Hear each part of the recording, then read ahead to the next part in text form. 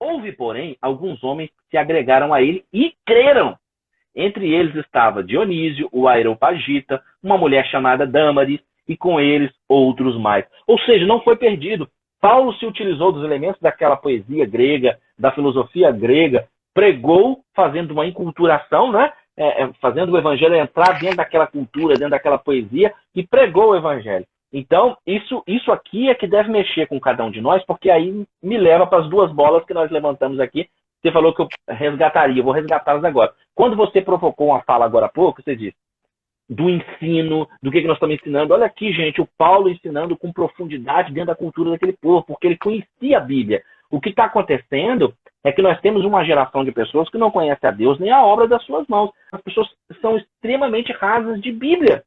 Por isso, uma oração que nós vamos ter agora, gente, ela precisa ser baseada em Atos 20. Paulo disse, eu nunca deixei de vos ensinar todo o conselho de Deus. Então, a minha oração, a oração do Souza, a nossa oração precisa ser que Deus levante pregadores capazes, bons expositores de Bíblia, professores de Bíblia capazes, porque nós estamos vivendo uma geração de pessoas no Brasil que não conhece a Bíblia na sua profundidade, querem ser ministrados o tempo todo. Eu também quero que me dê a palavra profética, que dê uma palavra espiritual para mim em dado momento, mas eu preciso conhecer as Escrituras no que ela diz no seu contexto, para poder fazer essa evangelização. Como o Souza disse há pouco na live, tudo que nós fizermos precisa culminar na evangelização. E aí, isso nos leva aqui para um grande desafio, que eram as duas, a primeira bola que você havia levantado.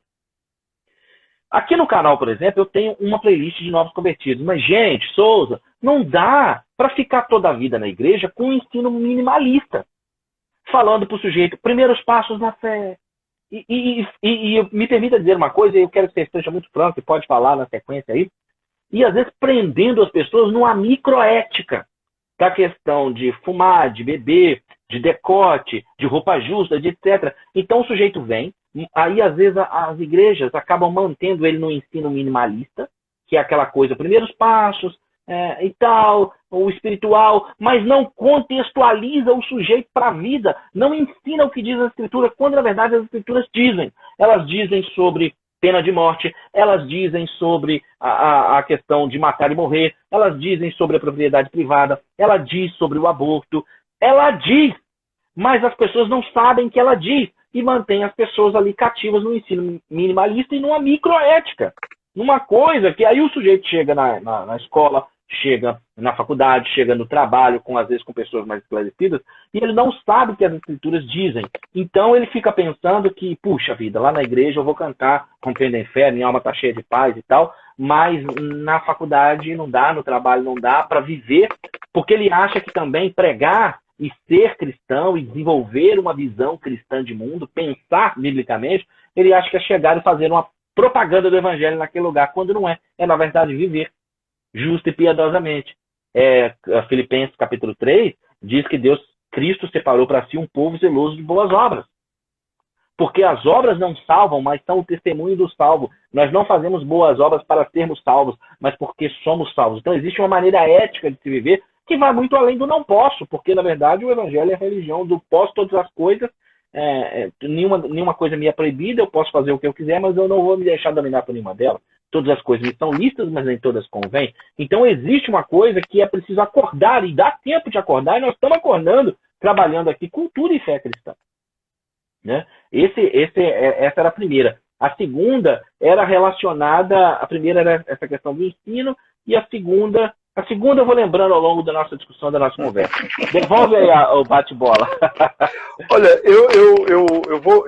eu vou emprestar de você e eu tentei resgatar aqui, depois vou ver se eu consigo resgatar o pacto firmado por esses 2.700 homens de Deus, esses participantes de 150 países que estiveram na Suíça, vai fazer 50 anos daqui a pouco. Em 2024, se não me falha a memória, faz 50 anos.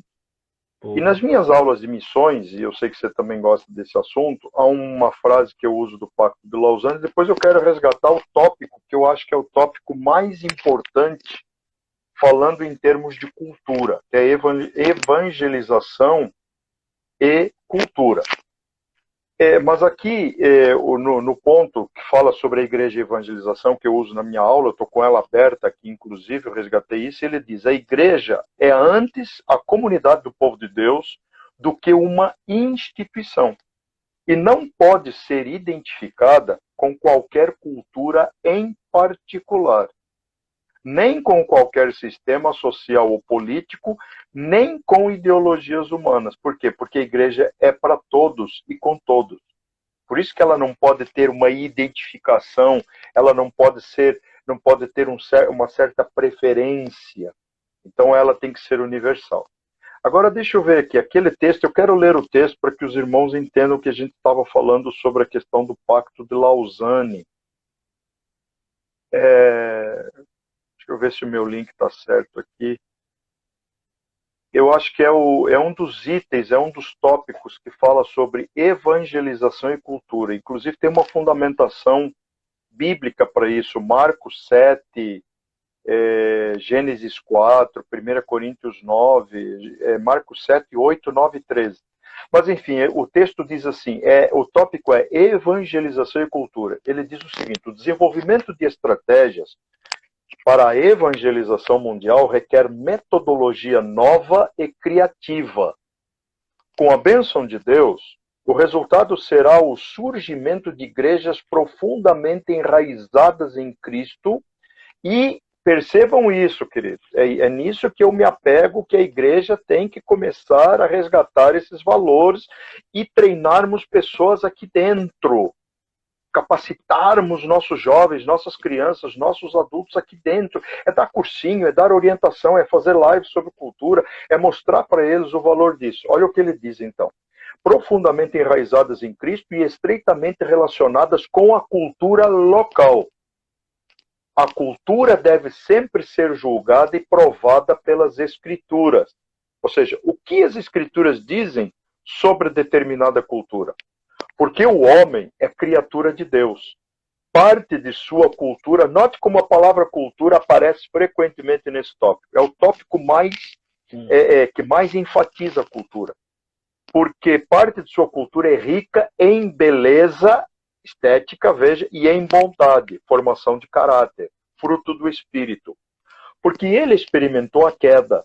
Toda a sua cultura está manchada pelo pecado. E parte dela, escute isso, infelizmente, é demoníaca. O evangelho não pressupõe a superioridade de uma cultura sobre a outra, mas avalia todas elas segundo o seu próprio critério de verdade e justiça. E insiste na aceitação de valores morais absolutos em todas as culturas. Ou seja, o próprio Pacto de Lausanne define que toda a cultura tem valores morais. Toda ela. Ainda que alguns costumes dentro dessa cultura sejam adulterados por crenças absurdas. Veja, crença, embora esteja na cultura, ela é algo que pode ser modificado. O texto vai continuar. As missões muitas vezes têm exportado, juntamente com o evangelho, uma cultura estranha, aquilo que nós falamos antes. E as igrejas, por vezes, têm ficado submissas aos ditames de uma determinada cultura. Outra coisa, a igreja está começando a assimilar, percebam isso, a igreja de hoje e sempre, assimilar processos culturais de outros grupos que são contrários a Bíblia, a palavra de Deus. Mas está aí, né? As igrejas, por vezes, têm ficado submissas aos ditames de uma determinada cultura, em vez de se submeterem às Escrituras. Os evangelistas de Cristo têm que, humildemente, procurar esvaziar-se de tudo, exceto de sua autenticidade pessoal, a fim de se tornarem servos dos outros. E as igrejas têm de procurar transformar e enriquecer a cultura. Perceba, há quase 50 anos atrás, num tópico fundamental, que é o que mais aborda a questão de cultura, foi firmado um pacto de algo que não vem sendo feito.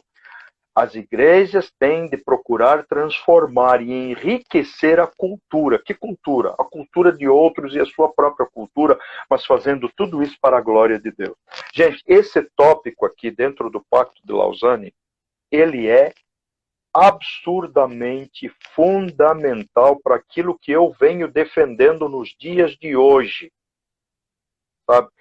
Se nós fôssemos um povo preparado, se nós fôssemos um povo ensinado, se nós fôssemos um povo treinado, nós poderíamos estar atuando em todas as frentes, Exatamente. em todas as culturas, em todos os processos, e não digo modificando-as, mas influenciando positivamente. É isso. Nós poderíamos ter bons empresários cristãos de valores éticos, integridade, caráter. Nós poderíamos ter bons políticos cristãos que necessariamente não precisam ser homens que negaram o seu ministério, que foi chamado de púlpito, porque será impossível que num universo enorme de cristãos não hajam bons cristãos de caráter, íntegros, de fundamentos éticos, preceitos morais, bíblicos, que pudessem conduzir o processo do povo de Deus dentro dos seus pleitos, dentro de um congresso, dentro de um Senado federal. Espera aí, pelo amor de Deus, cadê os valores? Será que só o cara que sobe no púlpito, que foi chamado para o pastorado, será que só esse cara que pode ser um bom político? Bom, ele tem que escolher. Ou bem ele é um político, ou bem ele é um pastor de um rebanho. Concordo. Desculpa, agora digo eu, não o espírito, é minha opinião. É minha opinião. Eu penso que você não pode negociar o púlpito por uma tribuna. É isso aí. Sabe, eu chego a ficar triste com esse tipo de coisa, porque isso desvaloriza o resto do universo de cristãos, que podem existir muito. Nós temos médicos, nós temos cientistas políticos, nós temos juristas, nós temos advogados, nós temos engenheiros, nós temos gente simples, que é inteligente e pode representar publicamente o povo de Deus, que necessariamente que sabe lidar com a coisa pública, que poderia, né, estar ali à frente daquele... Exatamente, que necessariamente não precisam abrir mão do púlpito, do rebanho. Eles foram chamados para pastorear o rebanho que é do Senhor, mas eles estão abrindo mão disso e terceirizando isso, às vezes, a obreiros despreparados. Então, me perdoem, pastores amigos, que são políticos e que têm escolhido a tribuna ao invés do púlpito. Saibam vocês que vocês estão desencaminhando o vosso chamado e a vossa vocação. Me desculpem, mas é como eu penso. Eu creio, mestre Rodrigo, eu creio e creio nisso com muita convicção, que há muitos homens que podem ser públicos, que não assumiram um dia um chamado vocacional para um púlpito e podem nos representar de forma digna, reta e libada. Agora, para que isso aconteça e nós tenhamos representantes em todas as instâncias da sociedade, em todas as instituições da sociedade, é necessário que esse povo comece a ser preparado e seja aperfeiçoado dentro das igrejas, com o ensino eficaz, não é só bíblico, com o ensino sobre cultura, com o ensino sobre política, sobre ciências políticas, sobre marxismo, sobre ideologia, para que essas pessoas realmente comecem a promover um processo de transformação social, sendo positivos em seu testemunho. Não sei. Pode ser que eu tenha um pensamento extremamente utópico para a realidade que nós vivemos hoje, Rodrigo. Mas eu defendo, eu levanto essa bandeira com você. Nisso. É preciso que haja formação cristã, as igrejas precisam se conscientizar. O trabalho da corrente é importante, a campanha da libertação é lógico que é importante, os trabalhos que se faz lá de caráter evangélico é lógico que é importante, mas não se pode perder de vista o caráter pedagógico do culto, o caráter didático, a formação cristã, é a verdade que liberta e é o conhecimento que vai transformando o sujeito. Então ele recebe a verdade do evangelho, aquilo é uma espada de dois gumes, um divisor de águas na vida do sujeito. Agora ele precisa de receber evangelho e não a palavra minimalista, conforme eu já disse aqui. Ele precisa receber instrução bíblica, ele precisa ter uma formação cristã para ele entender e quando chegar numa vida adulta, na adolescência, na juventude, ele compreender o que é que Paulo quis dizer em 1 Coríntios capítulo 15, quando ele diz que as más conversações corrompem os bons costumes. Por isso é que eu concordo com você de que há muitas pessoas que não são pastores e que poderiam muito bem nos representar na política, defendendo valores cristãos e entendendo, sabendo lidar com a cultura, porque Dentro da cultura, há algo que você possa receber, lógico que há, desde filmes, alimentação e várias coisas que você pode receber. Acontece é que você tem que filtrar pelas escrituras, não é? É o que eu falei hoje em dia lá no grupo de escatologia sobre pensar biblicamente, que é o grande desafio. É um grande desafio pensar biblicamente. Porque as pessoas não têm Bíblia, as pessoas usam a Bíblia debaixo do braço como desodorante Rolon, não conhecem as escrituras. Então, pensar biblicamente é olhar para a sociedade com os olhos de Deus. E olhar para a sociedade com os olhos de Deus é saber o que a Bíblia diz a respeito daqueles comportamentos, saber extrair a essência daquele ensino. Esse é um grande ponto. Então, há coisas da cultura que você recebe, há coisas da cultura que você rejeita. Por exemplo, você está assistindo um filme, um seriado, ou lendo um livro, ou participando de algo que é cultural, e naquele momento que tem aquela coisa que é ruim, que é prejudicial, você pula, você salta, você abre mão. Mas não precisa jogar de tudo fora. Por exemplo, eu sou um defensor, desde a época que era líder de jovens, de que através dos filmes você prega. Existem vários filmes. Tem um filme lá do Robin Hood que diz que aquilo que nós fazemos aqui ecoa na eternidade. É uma grande verdade espiritual. Né? O que nós fazemos aqui ecoa para a eternidade, porque vamos dar conta. Apocalipse capítulo 22, Romanos 14. Daremos conta de tudo a Deus. Ou seja, tem vários elementos dentro da cultura que você pode se apropriar, utilizar e pregar. E, além de ter coisas que você recebe, ter coisas que você rejeita, boa parte da cultura nós vamos precisar redimir, né?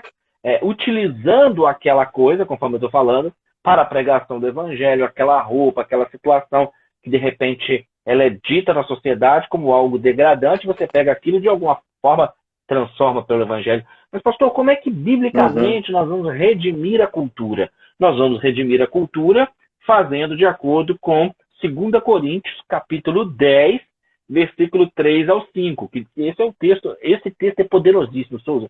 É um dos textos bíblicos que eu mais gosto, principalmente no que se refere à evangelização, no que se refere a discutir cultura e fé cristã. 2 Coríntios, capítulo 10, versículo 3 ao 5. Porque, embora andando na carne, não militamos segundo a carne. Porque as armas da nossa milícia não são carnais, e sim poderosas em Deus para destruir fortalezas, anulando nós sofismas e toda altivez que se levanta contra o conhecimento de Deus, levando cativo todo o pensamento à obediência de Cristo. Então, o segredo é levar todo o pensamento cativo a Cristo. Olha aqui, levando todo o pensamento à obediência de Cristo. Ou seja, tudo que a cultura te oferecer, você submete ela às Escrituras. Se ela passou pelo crivo das Escrituras, pronto, você pode receber. Deixa eu repetir esse texto de novo, porque ele é muito forte. Porque, embora andando na carne, não militamos segundo a carne.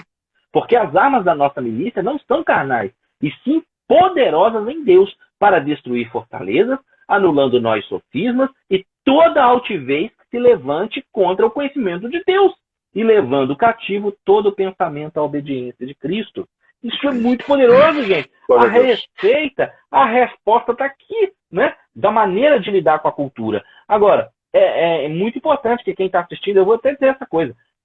Esse aqui é o tipo de live para assistir 1, 2 vezes, até 3. E recomendar para o máximo de gente. Porque se nós nos apropriarmos dessa ideia, dessa mentalidade do que é cultura e de como que nós podemos lidar com a cultura e que tudo que nós fazemos, tudo que se produz é cultura, que cultura é algo que une as pessoas por causa dos hábitos, das crenças, dos valores, da moral, da alimentação, da vestimenta. Então, cultura é algo que une as pessoas em torno de uma mesma ideia. Por isso, várias culturas e várias tradições cristãs e várias culturas cristãs. Né? Acho que a gente não fala em uma cultura cristã, mas em várias culturas cristãs, justamente por causa das localidades, por causa das regiões, por causa dessa inculturação do evangelho dentro da sociedade. Né?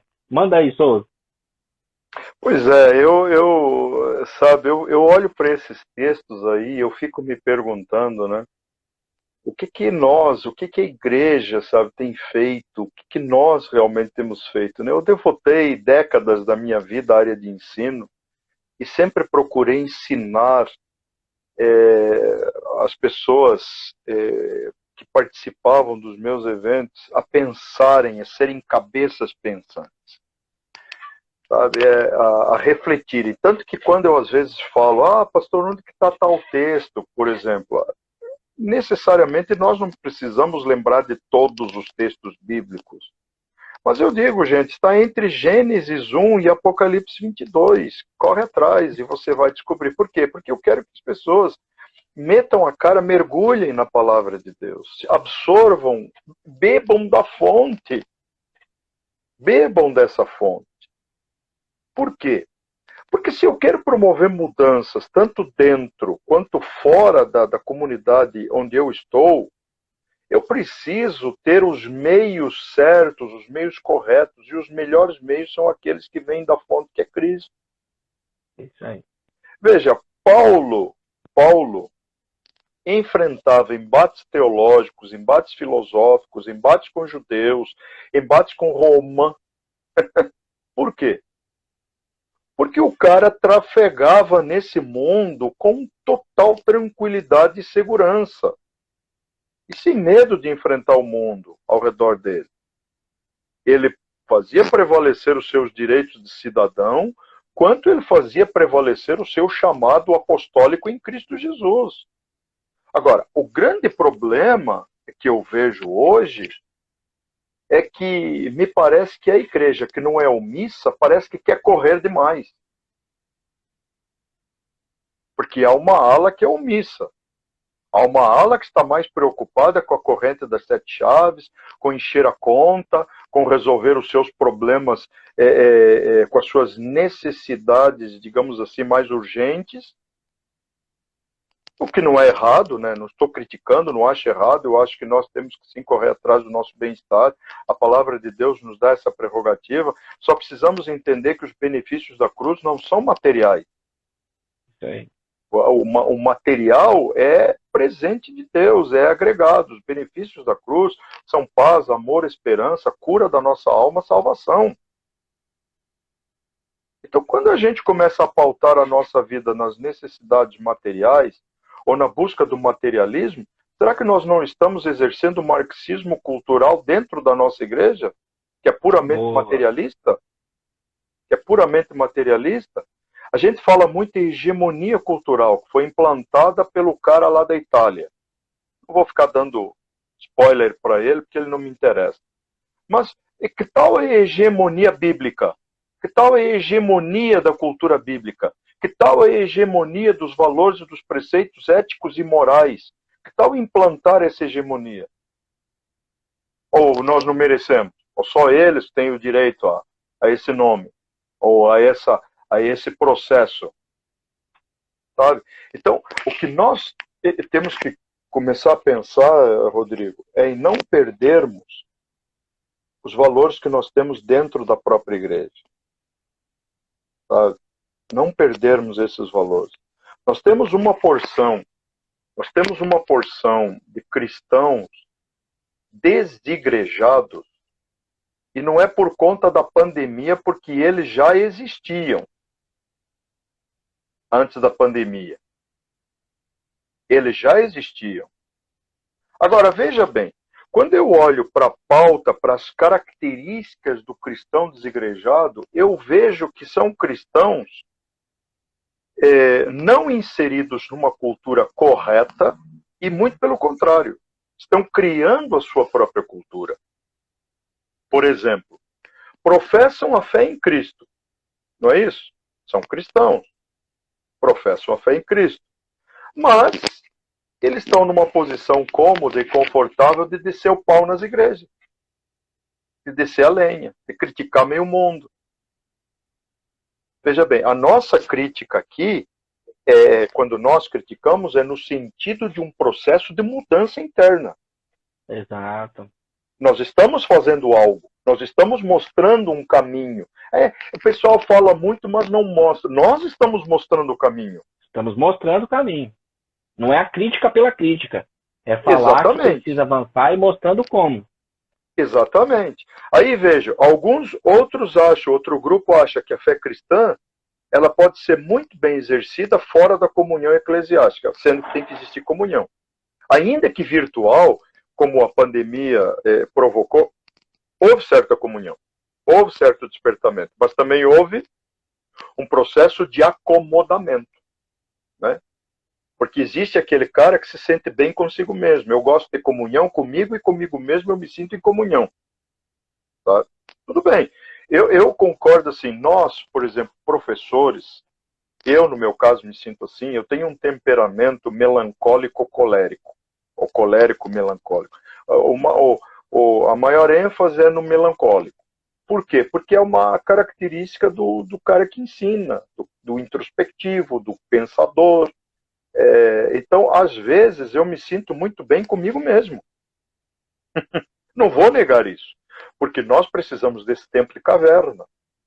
Porque quando Sim. sairmos da caverna, nós temos que sair com o espírito elevado, em glorificação a Deus e pronto para nos deixarmos agir por Ele. Pronto para que Ele nos use. Pelo menos para a minha vida pessoal, eu vejo assim. Depois existem aqueles que são sem igreja porque só veem imperfeições nas instituições. Eu também vejo imperfeições na minha instituição e na minha liderança, mas nem por isso será um motivo de eu sair desta e simplesmente achar que não preciso de nada mais. Se eu não estou bem num lugar, eu tenho que achar um outro pouso.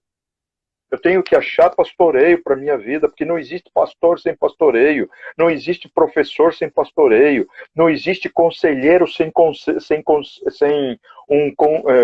um aconselhador sem um conselheiro. Não existe isso. Nem na psicanálise isso existe, nem na psicologia, Rodrigo.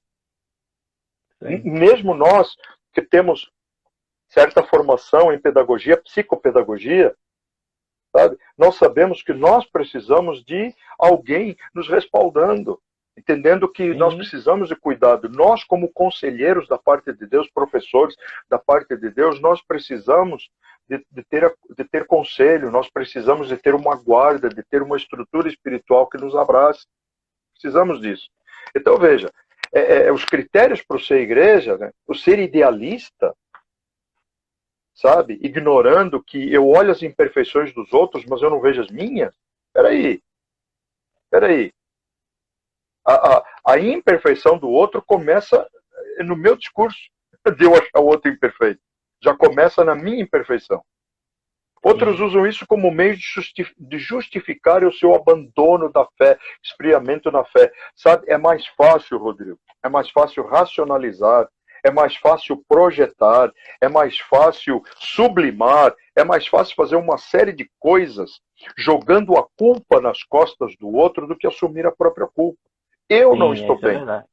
Se eu tenho um pensamento sobre a minha liderança, achando que eles estão fora dos preceitos, eu também não estou bem. Eu tenho que reconhecer isso e me tratar. Eu já passei por essa experiência na minha vida, dentro da cultura que nós vivemos. Sim. Né? Bom, aí existem aqueles caras, né, que olham o narcisismo exacerbado, que olham mais para o próprio umbigo do que para a situação que os rodeia. E, obviamente, que existe uma egolatria muito grande. Mas também existe a sinceridade por parte daqueles que hoje preferem estar fora da igreja do que dentro da igreja. Por quê? Porque realmente sofreram um processo de rejeição verdadeiro lá dentro. É verdade. Sabe? Agora, tudo isso que eu falei sobre a questão dos desigrejados ou do sem igreja, que eu acho que é um desafio para as questões que devem ser nutridas e ensinadas dentro da igreja, como tratar com essas pessoas. Como também devemos ter processos de ensino de como preparar os nossos para tratar com o mundo ideológico lá fora, com o mundo academicista, com professores que foram formados há mais de 20 anos com uma cabeça nessa hegemonia cultural gramscista. Como lidar com esses caras? Inclusive, me permitam um parênteses, porque agora você trouxe essa questão, me lembrou qual era a outra bola. A outra bola era sobre essa questão, que enquanto eu falei do ensino minimalista que às vezes acontece na igreja, tem essa questão secular, por exemplo. Dentro dessa doutrina, né, não vou falar muitos nomes para não complicar, mas vou direto no alto. Por exemplo, ensina-se hoje, vai-se militar a questão do socioconstrutivismo. Parece que ensinar é errado, parece que dar aula Vygotsky, é errado. Né? Exatamente, Vygotsky, Vallon também. Então existe uma ideia socioconstrutivista de que o cara não tem que dar aula, você tem que promover a discussão, o debate em sala de aula constantemente. Mas como que você vai promover o debate em sala constantemente e ensinar? Parece que ensinar é errado, parece que o professor pode fazer qualquer outra coisa que não ensinar. É preciso que haja aula expositiva. O problema não está na aula expositiva. Tem que haver aula expositiva, igual nós estamos dando aula expositiva aqui. E à medida que os irmãos estão ouvindo, começam aí a aparecer os comentários na tela, o pessoal vai participando. Por quê? Do jeito que a educação está, ela faz com que as pessoas discutam somente tendo aquela problemática elaborada e colocada pelo professor para ser discutido. Claro que o aluno traz, a cultura local, a bagagem que ele traz do seu contexto, é muito importante. É muito importante, não tenha dúvida disso. Mas o professor tem que ensinar. É próprio do professor, isso é que é ser professor, é dar uma aula expositiva, é contextualizar, é ensinar e depois então provocar. Porque quando fala o sócio-construtivismo, fala dessa questão de ensinar os alunos a resolver problemas, tá, isso é muito legal. Mas qual o problema? Um que já está delimitado para manter ele dentro daquela situação marxista, esquerdista, socialista, percebe o que eu estou querendo dizer? E aí costuma se chamar o ensino expositivo, a Raquel está até comentando aí, da perspectiva freiriana e da perspectiva da crítica que eles fazem, é que o ensino é opressor quando você dá uma aula expositiva e chama de educação bancária, mas não é nem de mais um extremo e nem de mais o outro, mas tem que haver aula expositiva. Os alunos têm que ser ensinados sim, afinal o mestre, ele se preparou, ele tem uma bagagem cultural, uma bagagem acadêmica, uma bagagem de estudo, nós nos preparamos para essa live. Por isso nós estamos fazendo essa exposição dos temas e dos assuntos para provocar, a partir dessa exposição do conhecimento que nós estamos trazendo, a reflexão dos alunos e, então, a participação desses nossos alunos online e virtual que estão aqui. E aí, o que é uma coisa importante, que foi da hora que você falou lá atrás, por isso que essa bola levantou na minha mente, que foi o seguinte. Você que está assistindo a gente aqui, ao vivo, ou já está assistindo o salvo, que é aluno, você tem que prestar atenção no que está sendo dito e você precisa levar para os seus pais. E os seus pais, ainda que não saibam aquele assunto, vão reagir. Mas e isso e aquilo? Então, nós precisamos aprender a compartilhar a verdade. Né? Agora há pouco, no grupo de tarde, e agora há pouco alguém mandou um vídeo de uma moça que disse, né? Não sei se você já está sabendo, Souza. Ela é de determinado segmento, ela vai falar tudo no vídeo, está lá no grupo. E o pessoal está se compartilhando aí no Eu não consegui acompanhar o grupo hoje. Hoje eu fiquei bem ocupado. Nós temos que nos infiltrar nas escolas dominical, porque as igrejas estão doidas em pessoa que fica na escola dominical ali, só para falar um negocinho. Então nós vamos pegar e falar que Jesus gostava de pobre, e que Jesus falou que o rico não vai entrar no reino do céu. Isso é uma palavra descontextualizada. Jesus nunca disse que o rico não vai entrar no reino do céu. Jesus, conhecendo o coração daquele rapaz... Não, e ele conhecendo o coração daquele rapaz, ele diz, vende tudo e reparte com os pobres. Jesus não criou doutrina de que o rico não ia entrar no céu. Que coisa. E Jesus não ama só os pobres, Jesus ama os ricos e os pobres. É como alguém... Então, a palavra fora de contexto, olha como é que ela vira um problema. É como alguém pensar que a Bíblia é marxista porque os profetas denunciavam os suntuosos palácios e os ricos. Só que o profetismo bíblico, ele não denunciava só os ricos, poderosos e os palácios. Ele o fazia, mas ele também denunciava a hipocrisia do povo. Então, o povo, na verdade, o profetismo, o profeta bíblico, ele batia em todo mundo. Ele batia no rico e no pobre, no poderoso e no fraco, no que estava no palácio e no que estava na casa pobre. Então, ele batia naquelas misérias da humanidade, no egoísmo da humanidade. E não numa classe social, Deus me livre, né? As pessoas querendo reduzir a questão a isso. Então, no mínimo, você que está nos assistindo e está em sala de aula, você precisa aprender a compartilhar a verdade e você precisa comentar com as pessoas que estão acima. O Souza falou aqui que nós temos, você tem que ter alguém a quem você responde, quem você fala, alguém que te supervisiona. A questão que você falou do pastoreio, Souza, mas a outra bola era essa. A questão educacional, do jeito que a educação está proposta, ela não ajuda. Pelo contrário, ela aprisiona e faz com que o sujeito viva sempre em favor do coletivo. Aí a Raquel está falando. Essa moça frequentou a igreja por 30 anos, mas não conheceu a Deus, nem a sua palavra. E esse é um grande ponto. Tem um monte de gente na igreja, Souza, que está lá assim, eu ia usar uma expressão mais forte, mas eu vou segurar. Tem gente que está na igreja, mas não está lá com Deus, não está se relacionando com Deus. Por isso que eu fiz uma live outro dia dizendo que nem todos que estão na igreja serão arrebatados. Porque não basta estar com o nome na carteirinha de membro, não basta estar com o nome no livro de halls do CNPJ da igreja. É preciso ser igreja. Então só vai ser arrebatado quem for igreja. Não é quem foi a igreja, né? Então eu estou fazendo um trocadilho aqui. É quem for igreja, não quem foi a igreja. Quer ir lá no culto, ir na igreja, ficar lá 30 anos, 40, 50, mas não buscar relacionamento com Deus, não buscar conhecer a Deus através das escrituras, não buscar compreender quem Deus é. Puxa vida, que coisa, né? Exatamente. Estou empolgando aí. Vai lá, fala aí. Mas você veja, eu estava pensando, eu vi que você citou que parece que essa pessoa queria levar conceitos marxistas para dentro da escola bíblica dominical, mais ou menos isso.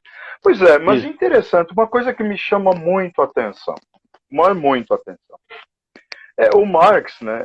Sim, os pobres, a valorização dos pobres, isso e aquilo. Bom, o Marx só foi pobre enquanto pobre, porque quando ele teve financiado seus luxos, ele não estava preocupado com os pobres.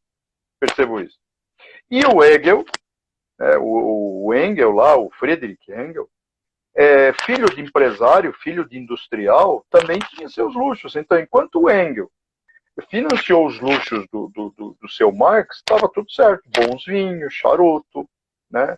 Uma vida de conforto, né? Tendo tudo. Aí é fácil ser marxista socialista. Me perdoem, aí é fácil. Com o dinheiro dos outros é fácil ser. Tem gente que quer ficar lá na sua mordomia, provocando uma contestação, porque só quer ver o circo pegar fogo. Tem gente que quer perturbar a ordem vigente só para ver o circo pegar fogo. Exatamente. Eles não têm preocupação nenhuma com a verdade. Nenhuma. Eles têm preocupação em sim ter domínio estatal. Essa é a preocupação. Aí eu me pergunto, cadê os verdadeiros marxistas em prol dos pobres? Os seus casamentos são multimilionários. Você não encontra pobre lá. A sua vida é uma vida regada a luxos. Você não encontra pobre lá. Você não encontra pobres, você não encontra negros, você não encontra minorias. Você só encontra a estirpe da sociedade, que é aqueles que injetam o dinheiro para financiar a ideologia. O sujeito falar da cobertura do hotel e postando a partir do iPhone vem com historinha, né? Fala sério, né? Nada contra a marca, nada contra a marca. Não, nada, aliás, nada com nada. O cara tá lá criticando o capitalismo, mas tá usufruindo dele, né? Usufruindo com glamour, né? Com glamour. Então, veja, nós só citamos essas situações aí para o pessoal ver como existe um contrassenso, uma falta de coerência entre o discurso e o modo de agir. Porque, veja, nós estamos falando de cultura. Se a cultura é traduzida pelo modo de agir, a cultura desses caras é falsa. A cultura desses caras é adulterada. E é esse tipo de cultura que o povo precisa saber em quem eles estão financiando e colocando e ajoelhando-se aos pés desses caras, sabe? O povo precisa saber disso, porque se o discurso do pobre só vale para o pobre, sabe? Porque fora isso, eu não estou vendo nada, sabe? Não deu certo em lugar nenhum, não vai dar. Aí o que se fez? Vamos mudar cabeça. Exatamente o que essa menina aí, pelo que eu entendi, quer começar nesse processo de infiltração dentro das escolas dominicais. E eu digo, isso já existe no meio teológico.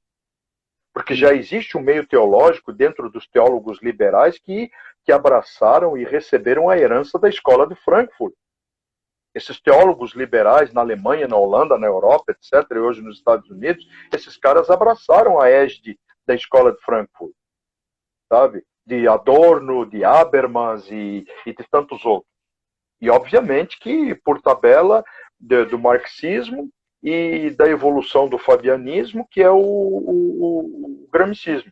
Então, vamos mudar cabeças. É isso. Essa é a ordem do dia. A batalha cultural. Isso que as pessoas precisam entender. A batalha cultural. Por isso eu falei de formação de professores. Inclusive, não sei se você já estava ouvindo na hora que eu estava fazendo a introdução, que eu disse o seguinte, essa live de hoje junto com a live de Marxismo Cultural e Fé Cristã, vão estar na minha playlist que eu até te passei hoje, de pedagogia e educação cristã. Eu falei assim, se você conhece alguém que está fazendo pedagogia, está fazendo letras, ou história, geografia, é cristão e está se formando para ser professor, estudando para ser professor, passa essa playlist para ele, porque essa batalha é cultural, isso precisa passar pela formação do professor, né? A Luciana está repetindo a minha frase aqui, que eu disse que por trás de toda regra há um princípio universal, né? Porque eu estava falando que por mais que eu falei de dia, que por mais que a Bíblia tenha sido escrita num período de 1500 anos, dentro de várias culturas, um sujeito era nômade, o outro era rei, o outro era pastor de ovelhas, ainda que ela tenha falado em várias culturas diferentes, e muita coisa que está na Bíblia diz respeito à cultura daquele tempo. E aí, se nós não entendemos alguma coisa, nós vamos lá estudar a cultura daquele tempo para entender o que ela quer dizer. E por mais que alguma coisa que ela tenha dito esteja presa na cultura daquele tempo, há um princípio universal por trás daquilo. Né? Ainda que haja algo que seja escrito que seja para aquela cultura daquele tempo e daquela época, existe um princípio ali. Né? Existe um princípio universal da vontade, da verdade de Deus, né? Da moral, que é o norte. Souza, meu amigo, vamos caminhando para o encerramento da nossa live. Uma live riquíssima, Souza. Era exatamente isso que eu tinha em mente, rapaz. O que aconteceu na live de Marxismo Cultural e Fé Cristã, nessa discussão de hoje. Agora, a minha oração são duas. Peço que você faça lá no final, depois aí, concordando e falando aquilo que Deus colocar no seu coração, porque a fé, eu aprendi com um pastor amigo meu, que a fé é lá de Cataguases. A fé, ela precisa ser ativa e criativa por comando de voz na palavra de Deus. Isso é uma coisa tremenda. Esse pastor, um grande amigo meu, e eu acrescento, e reativa. E reativa. Então, veja, minhas duas orações são... mais um aí. Aí eu acho que né? Minha oração é o seguinte, que as pessoas assistam essa live e a outra, ou pelo menos essa, entendam o que é cultura, o desafio da igreja, o propósito, para nós irmos mudando a mentalidade das pessoas, porque essa batalha, ela é cultural. E a outra oração, que eu falei no início da live, eu vou repetir ela aqui, é que, gente, que Deus levante pregadores capazes para pregar todo o conselho de Deus, de acordo com Atos 20 e 27. Homens que preguem a Bíblia toda, que não vão podando as escrituras, mas que preguem a Bíblia toda. Né? Nós estamos tentando cumprir aqui o nosso chamado, mas que Deus levante outros tantos. Homens pregadores capazes para pregar todo o conselho de Deus, que Deus levante bons expositores bíblicos, porque nós sabemos que tem muita gente, Souza, com dificuldade de ler a Bíblia, lê e não entende, mas quando fazemos uma live, quando nós explicamos, aí a pessoa, agora eu entendo.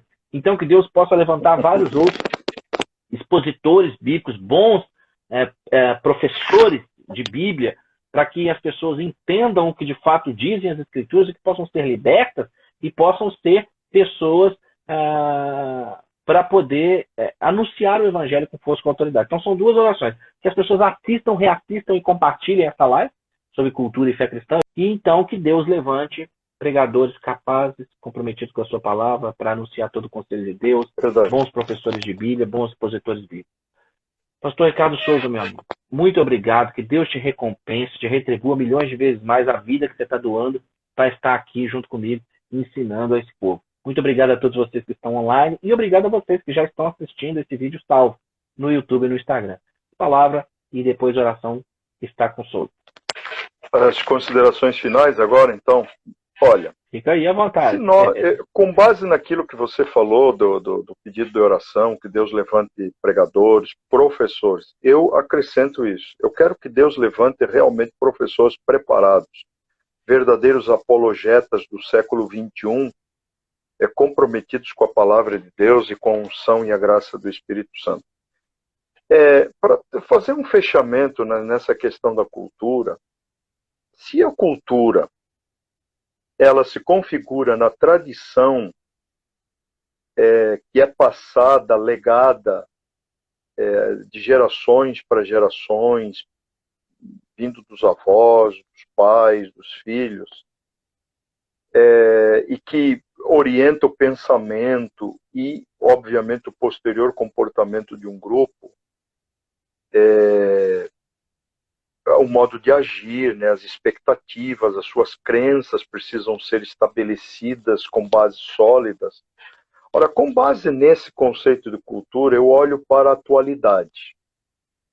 Eu sei que para nós já estamos inseridos nesse processo e nós já adquirimos um certo aspecto de tradição e, de certa forma, não nos contaminamos com as ideologias da academia, com as ideologias do mundo lá fora, muito pelo contrário.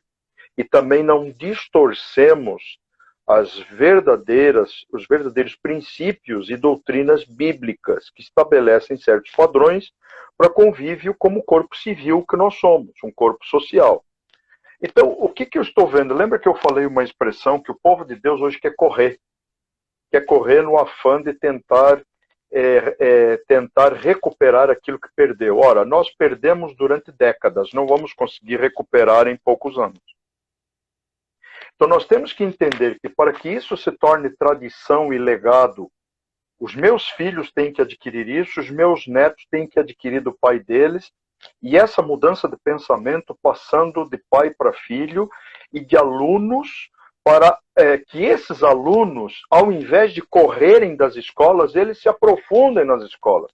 Eles se preparem lá fora e na igreja e enfrentem o mundo lá fora.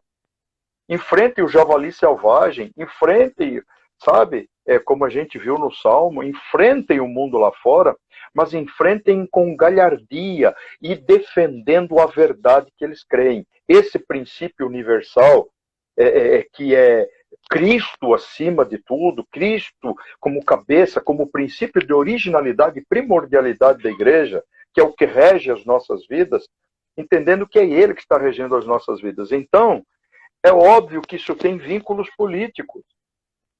Sabe? Por mais que a gente queira mudar as coisas num único pleito, vamos votar nas pessoas certas. Tudo bem, eu concordo que precisamos votar em pessoas certas. Mas eu concordo também o seguinte, a pessoa certa não vai mudar o sistema. Porque o sistema já está pronto, meu amigo Rodrigo. É isso aí. Sabe? Eu concordo. Está pronto.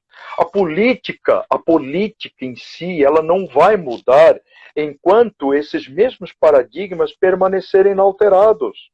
Porque, veja, não está mudando os sistemas nem as instituições.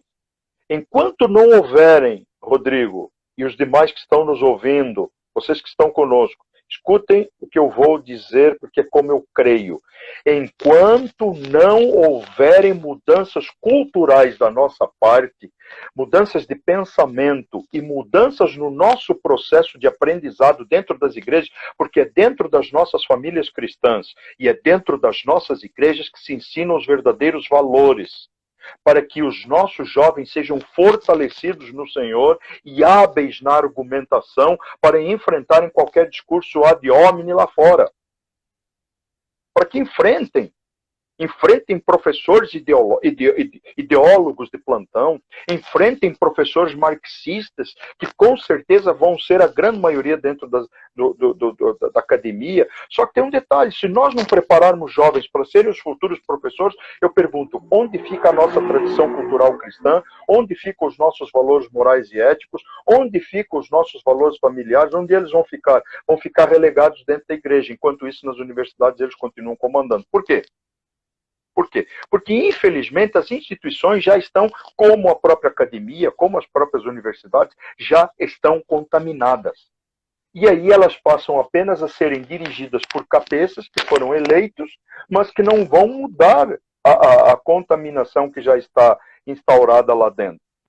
Então, não é num pleito, não é com a política atual mudança de candidato, não. É com a mudança das questões culturais e das questões de aprendizado. Agora, como nós vamos mudar mentes? Como nós vamos tornar essas mentes muito mais voltadas para valores éticos, morais, cristãos, num curto espaço de tempo, Rodrigo? Não tem como. Nós estamos mexendo com um processo que foi desencadeado desde a década de 30. Desde a década de 30. Sabe, que criou pernas e braços aqui no Brasil mais fluentemente da década de 80 para cá, com a mudança dos paradigmas da nova pedagogia. Então, como é que nós vamos mudar esses pensamentos, sendo que toda essa bagaça que nós temos vendo aí, que foi construída pelo antigo secretário lá, ministro, sei lá, o Golbery do Couto e Silva, quando praticamente ele deu de presente, sabe, ele deu de presente o galinheiro para a raposa, sabe? Para a raposa cuidar, ele entregou por medo de conflitos internos, por medo de um possível conflito civil, sabe? Ele entregou as universidades de mão beijada para aqueles caras que queriam justamente o controle da fábrica de cabeças. É isso aí. E de opiniões. Aí um corpo marxista foi formado, um corpo gramsciano foi formado, sem que os futuros professores soubessem disso, ou seja, cozinharam o sapo em banho-maria, na água fria. Sabe? E eles foram entrando, a cabeça foi entrando, a manipulação foi entrando, e hoje esses caras são as cabeças feitas, que tem um discurso argumentativo forte, porque esses caras são graduados, são mestrados, são doutorados dentro das universidades, e não adianta a gente mandar um jovem nosso para lá despreparado. Porque eles são verdadeiros engenheiros sociais, né? Exatamente, Rodrigo. Então, sabe, eu acho que agora, a minha ênfase agora nessa questão de cultura é a seguinte, o meu discurso é esse. Vocês que têm valores, e eu sei que nós temos muitos, nós temos advogados, nós temos médicos, nós temos engenheiros, nós temos professores universitários que ainda preservam valores, comecem a trabalhar dentro da igreja, criem cursinho, criem grupos de estudo, sabe como era antigamente nas universidades, grupos de reflexão, grupos de análise crítica, criem isso dentro das igrejas, criem grupos com pessoas que amem a apologética, que amem a palavra de Deus, que amem o embate e não tenham medo de fugir, para que esses jovenzinhos que temos hoje ainda essa cabeça, possam se tornar amanhã os futuros professores universitários desta nação. Daí, pode ser que eu acredite naquilo que um ex-candidato aí que teve num pleito passado, me fugiu agora o nome dele, que ele disse: só se muda o pensamento de uma nação se mudarmos a educação, ou se investirmos na educação. Bom, essa é minha palavra final, mestre Rodrigo. É como eu penso que nós devemos hoje focar e trabalhar dentro da igreja. Nós temos que começar a conquistar, nós temos que começar a monitorar valores interessados dentro das nossas igrejas, que queiram entender, conhecer a fundo esses alunos, saber como se portar diante do mundo lá fora e como se prostrar diante de Deus, e nunca perderem os valores que nós podemos ver em homens como José e como Daniel, que diante de culturas do tipo zoroástricas, do tipo egípcias e crenças em deuses pagãos, eles não se contaminaram e foram homens de grande valor. E não se dobraram, é verdade. E não se dobraram. A não ser diante de Deus, claro. É isso, meu mano Rodrigo. Esse foi mais vamos dizer assim, um desabafo final. Muito bem-vindo, por sinal. Muito bem-vindo, por sinal. Muito bom, muito bom.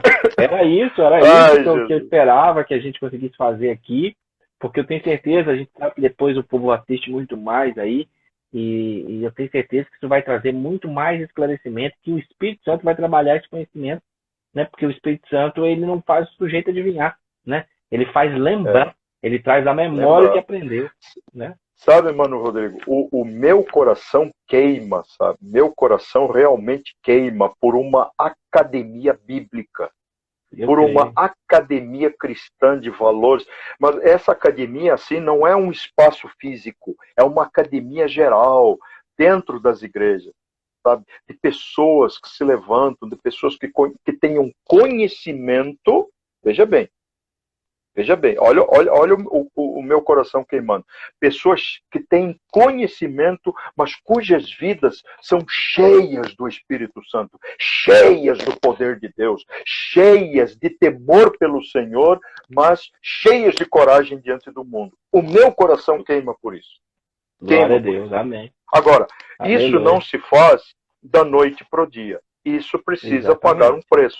Preço de tempo, preço de dedicação.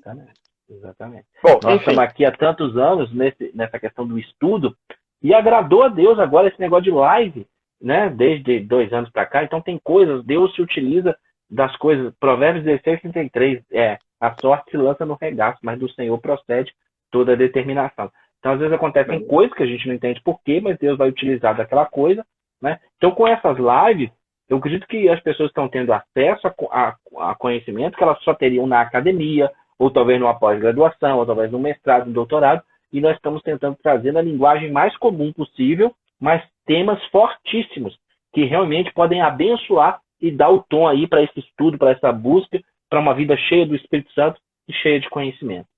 Souza, muito obrigado mais uma vez, muito obrigado a amém. todos que estão assistindo. Ora por nós. Amém. Vamos orar então. Obrigado, queridos, vocês que estiveram conosco e que estarão nos ouvindo depois. Vossos feedbacks são sempre muito bons, né, que vocês possam dar para o Rodrigo, para mim, para que a gente possa mudar as velas, se necessário, né? Manter o curso da nau, mas mudarmos as velas para a gente não perder o rumo. Maravilhoso Deus, Pai eterno e celestial, Tu és o Deus das nossas vidas, Tu és o princípio fundamental que rege o universo, a fonte de toda a sabedoria está em Ti e és Tu, Senhor. Por isso nós estamos nos colocando diante da Tua presença, pedindo a Tua graça, pedindo o fortalecimento espiritual para as nossas vidas, entendendo que o Senhor não nos deu um espírito de covardia, o Senhor nos deu um espírito de intrepidez, de coragem, Pai, para podermos, Pai, continuarmos veiculando a Tua verdade. Ainda que estejamos tratando de assuntos, Pai, de academia, de cultura, de ideologias, Pai, mas fazemos isso pautados nos princípios que regem as nossas vidas, que são os princípios éticos, morais, os preceitos contidos na Tua palavra, Pai, que é inerrante e é infalível. Pai, eu oro para que o Teu Espírito Santo, Pai, comece a buscar, Pai, entre nós, homens de valor, homens com espírito excelente como Daniel, homens com espírito de José, homens fiéis de coragem como Davi, homens, Pai, e mulheres de Deus, Pai, também, Pai, nós sabemos que há muitas mulheres, ó Deus, de valor, de sabedoria, Pai, que podem se nutrir da presença do Teu Espírito Santo, Pai, e serem usadas, Pai,